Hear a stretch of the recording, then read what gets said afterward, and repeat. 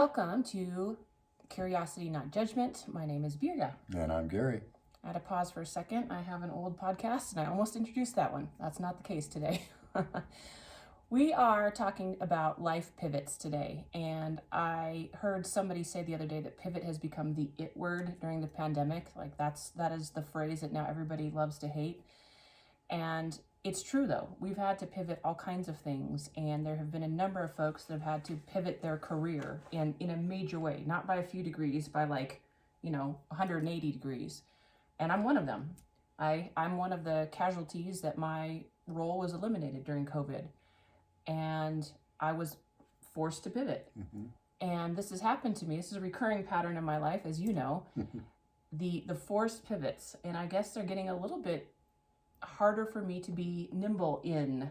And so I was just thinking about that today, and as we're having a little pre-discussion, what, if anything, can we do to keep ourselves in a position where we are open to these pivots that may be forced upon us because our world is changing so rapidly?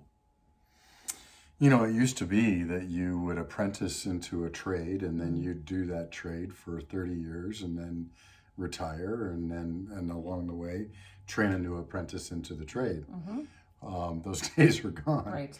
The era of the golden watch, where you go to work for a company and retire after 25, 30 years, are gone. As a matter of fact, kids, when we talk to kids today, I more emphasize the ability to learn and learn new things, and not so much find their passion. I think that's kind of overused, but just go do things, and then you'll see what you're good at, and your passion will occur to you, and it will come, and as long as you keep moving. And part of pivoting, I would imagine, it's much harder to pivot if you're sitting still than if you're moving. Okay. So if you're continuously moving and continuously, it's easier to make tiny adjustments or even pivots if you're moving. Think of a jet ski, right? A jet ski, there's no brakes on a jet ski, right? Oh, it just powers down. It just powers down, and so and there's no steering at all unless the power's on. Oh, that's In true. other words, it uses the jet. So a mistake that people often make is they're coming in at a wrong angle, and they let go of the power and then try to steer. Well, you're not going to go anywhere, right? And so I think one of the keys to pivoting is to keep pedaling, so to speak, or keep moving for sure. But you've actually done that pretty well. Maybe on the outside, less so on the inside. That's interesting. No, it is. I think I am finding that there is an increased level of nervousness with each pivot that I have to go through. And I had the bulk of my professional career was spent in radio, and it was a place that I loved, and I was safe there because I knew what I was doing.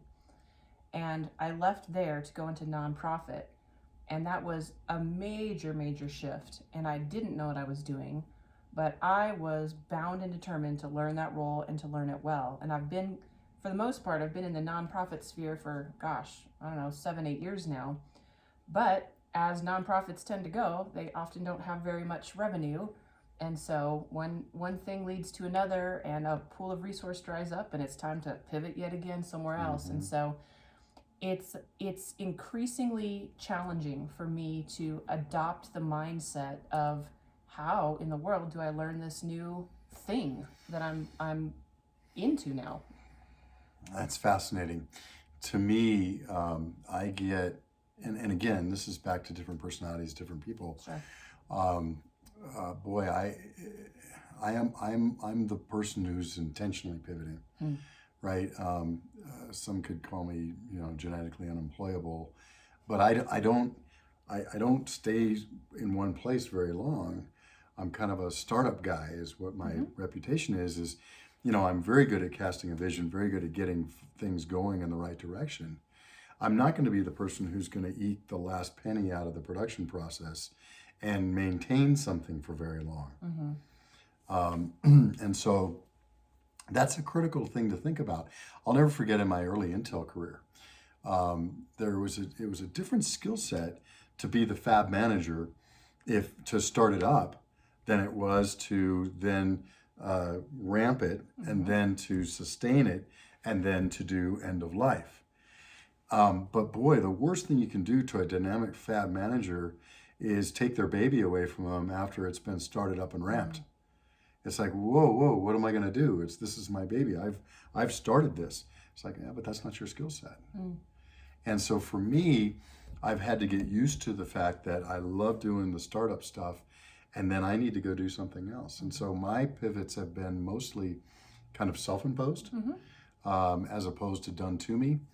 And it's, I think for me, to get comfortable and to do the same thing for many, many, many years would drive me nuts, right? And so it is different. We're going to have different people in our audience. Sure. Some are going to be more like, yeah, I wouldn't want to do the same thing for very many years. And, I like the gig economy where I can be doing several different things at once, or I like to be doing different things every once in a while. But obviously there are some people who would rather just go figure out how to turn the crank really well and keep turning the crank every day for a long time. I just came from a friend's house whose wife just retired today as a dental hygienist after 20 some years, right? And it's like, okay, doing the same thing for 20 some years. And she got very good at it. She was very good at it. And that's what she liked to do. Yeah. Right. And so imagine trying, and imagine having her pivot. Or we were talking earlier about truck drivers, right? This blockade up in Canada that's going on as we record this, and Prime Minister is saying, we're going to take away your commercial driver's license. Well, what's a truck driver going to do? How are they going to adapt? How are they going to pivot?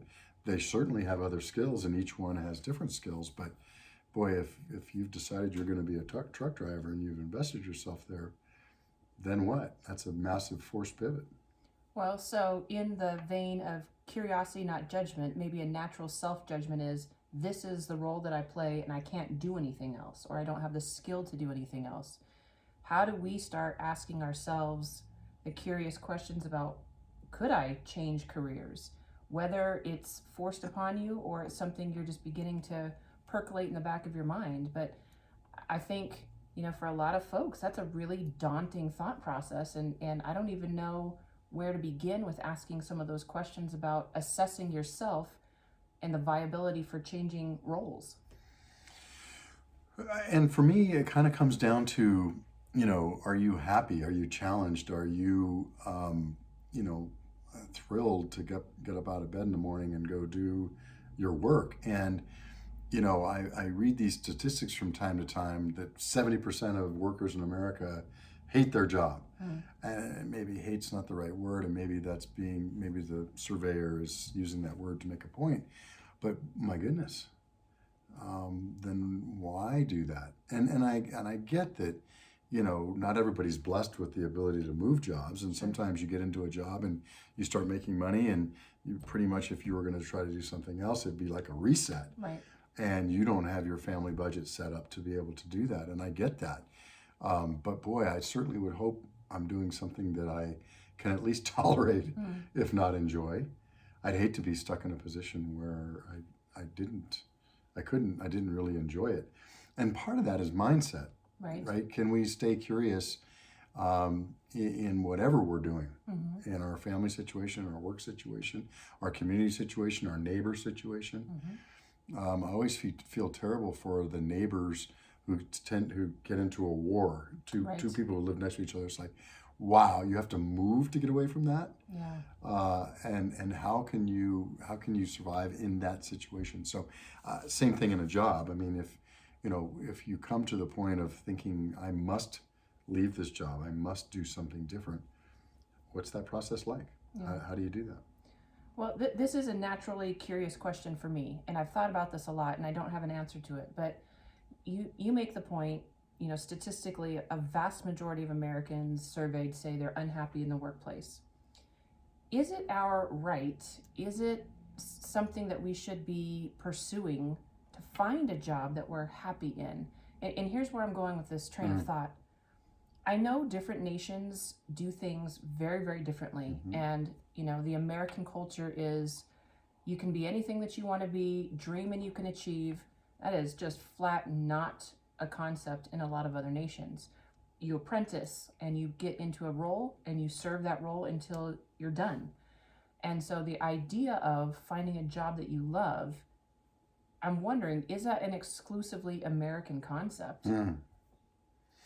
And is it certain segments of society even? I mean, and is that something that a lot of people don't have a choice around? Right. And that's probably the case. I would assume that there's a correlation there between the number of people who don't like their jobs and the people who feel trapped in them. But the other curious thing to me then is, are we, with the excess of freedoms, more prone to complain and be unhappy than a nation that doesn't have the choice? Because I wonder if you were to do that same job satisfaction survey in Japan or in, I don't know, Germany, what would the results be versus the percentage of Americans that are unhappy? And I don't know anything about the work culture in Japan. I've heard a lot about Germany and how it's very much that apprenticeship model, and it's, expected almost that you stay in that particular role, and it's hard to change career paths. And yet I wonder, is there still that sense of dissatisfaction in a country where the freedom isn't there to have that quick change of a job? It's a great point. I think that's entirely possible. I do wonder sometimes, if we sit and watch TV and see how other people are living and we want to live like that. I was just reading something this week about how we should not measure progress against other people. Right? Keeping up with the Joneses is a big problem in America. Yeah. We should judge our progress versus ourselves. Am I better? Am I a better person this year than last year? Have I improved in X area of my life this year than last year? And I think that's really the only way to do it, because anything else is not going to lead to happiness.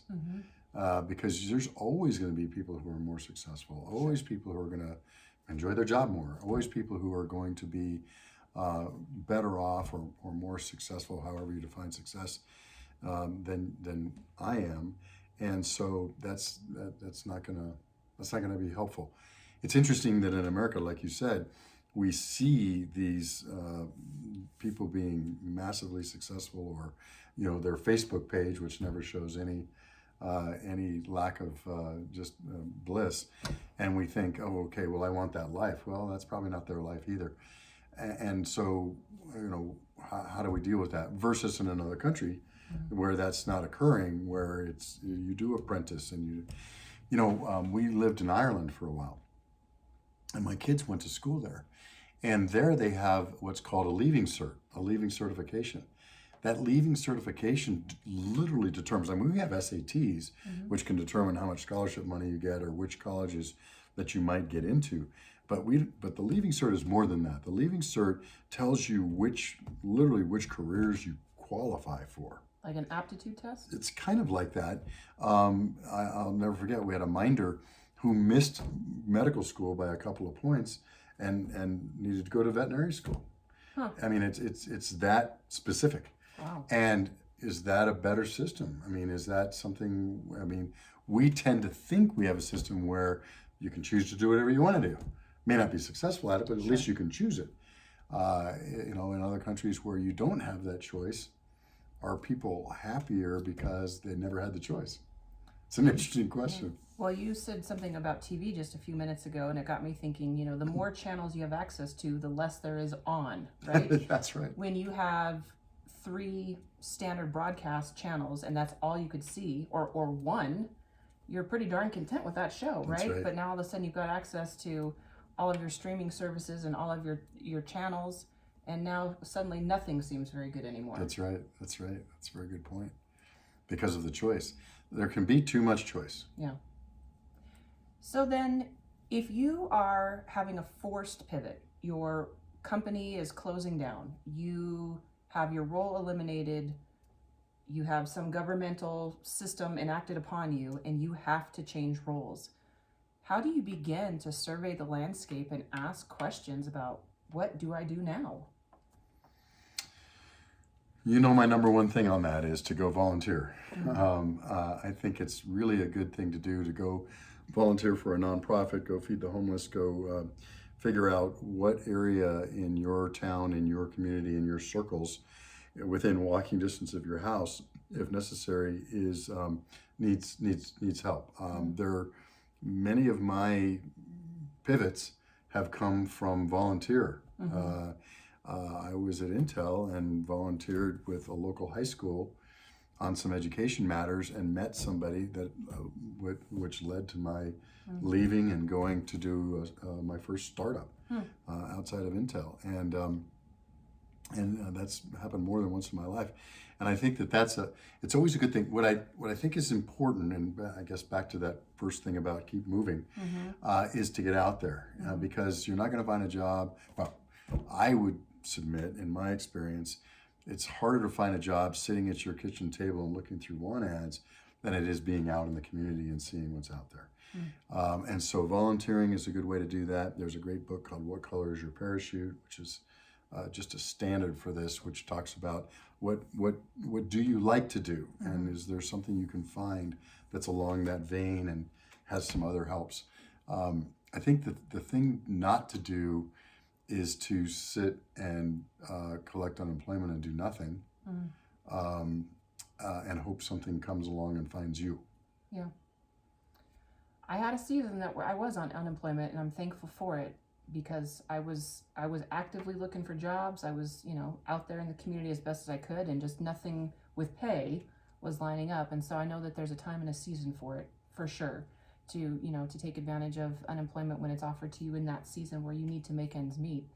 But yet, I do appreciate your point that it's easiest and probably most probable that you're going to secure another role by introduction to somebody that's in a different network than you normally associate with, or coming into contact with somebody through a totally different environment. And I don't know if it was something that you said to me years ago, but I remember hearing from somebody that the majority of people getting hired these days are because of who you know, not necessarily what you know.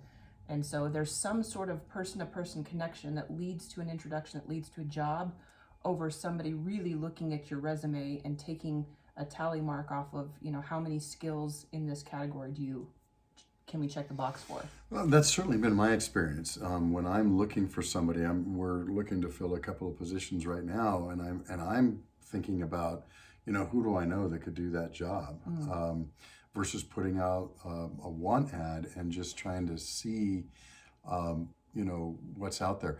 Back to choice.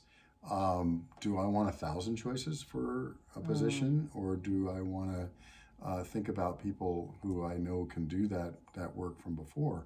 And so, both techniques work, but I tell you what, and by the way, some of the people that I was thinking of today aren't, have their issues. Sure. But that's okay. It's like, what they call the devil you know versus the devil you don't. And that's okay, because there's not going to be a perfect candidate or a perfect person in any role. And so, here's a known entity. And there's a lot to be said for predictability, right? And if you can, predict the way someone's going to perform in a given situation, then that's good. Now, I will also say that it's not necessarily the people that I thought of today were not necessarily the person who was going to fill the position. Right. It was, I know a bunch of people in this area that have these specific skills. Right. Could you point to or recommend a few people? And so that's another thing. But yeah, we're getting into how to find a job now, and that's always an interesting subject. But it's I think it's difficult to do this. My wife's going through this right now. She just threw her. She's trying to get a job while she's in school, and she's saying, and she just kind of put her resume out there, to the local. There's a company that literally hires for everybody that works for on-campus jobs at UNM. Okay. And so they do video interviews now. So they'll literally ask you a question, and then you turn on your camera and you answer it. And then you send that in. And someone is supposed to be able to discern from that process, wow, your skill set, et cetera. I think it's fascinating because she got called in for one job, and as soon as they met her, oh my goodness, you're not even, you're not a fit for this, overqualified for this case. But I do have something over here now that I've met you, Right. and that's what she's going to end up taking. Yeah. So I think it's really hard to do it electronically. Oh, yeah. That's one of those that I think is very difficult to do electronically. Yeah. Now I think we've all gotten used to Zoom, Sure. and Zoom interviews are the way you do it It's these the days. norm. But anyway, it's a fascinating thing. But back to the pivot part, I think that the main thing about pivot is to remain curious, and because I guarantee that staying in judgment about the position you were in and what happened there is not going to help you find the next thing. Sure. How unfair it was, or how you were The slighted. victim, Yeah. or Yeah. and staying curious about, whoa, okay, what's my opportunity here? What's my next chapter going to be? What a fascinating journey. How can I, what's out there for me? What am I watching my environment and seeing, wow, you know what? There's a whole, and COVID, my goodness, there's whole branches of things that are available now to do Sure. that weren't even available before. And some of those things, like you said, and have happened to you, Yep. went away. Yep. Right. And so I think that we are in the age of pivot, and it's not going to go away. So to me, if you're going to be, if something is, something's going to, it's easy to predict the future. Keep a keen eye on the inevitable. What's inevitable right now is no more 30-year watches. Right. And so if pivot is going to be our lives, well, then we need to be prepared to pivot. Yeah. And how do we do that? And I think that's the crux of your question. Well, and I really like your opening analogy about the jet ski. And I think in terms of ballroom dance, if you've ever taken a ballroom dance class and the instructor is trying to explain a turn, it's much easier for him to help manipulate the bodies when they're in motion. But if you stop and he's trying to reposition you, forget about it. Like everybody's frustrated and That's everybody's a good metaphor. confused. Yes. But I really do like that about just keep going and do something and stay active, stay involved. And so if you are facing a pivot right now and you are having to do some self-analysis about, okay, where do I go from here? What am I skilled in? Can I pursue the dream I had when I was 9 years old that maybe got put on the shelf because I had to do something practical? How do we start asking those questions of ourselves to make a determination about what's wise to support our family and our circumstance versus maybe that long buried dream? Marcus Buckingham had a book that came out several years ago, probably a decade or more now, and it was called Find Your Strengths, or Strength Finder. I think Strengths Finder test.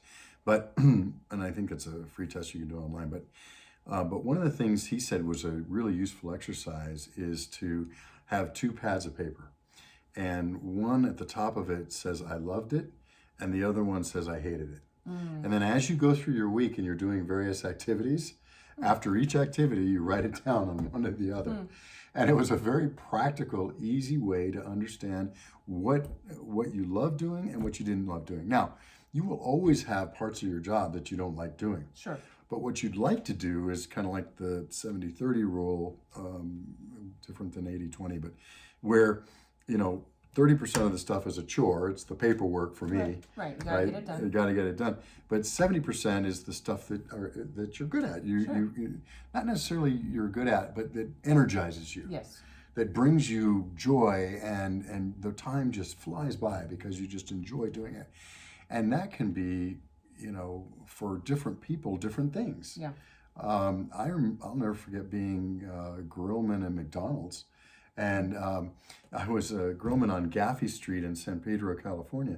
And it was next to a Navy shipyard. And when the Navy ships rolled in, and we weren't smart enough to know when those were going to happen, we'd all of a sudden get a rush of 500 sailors who wanted McDonald's coming in from overseas.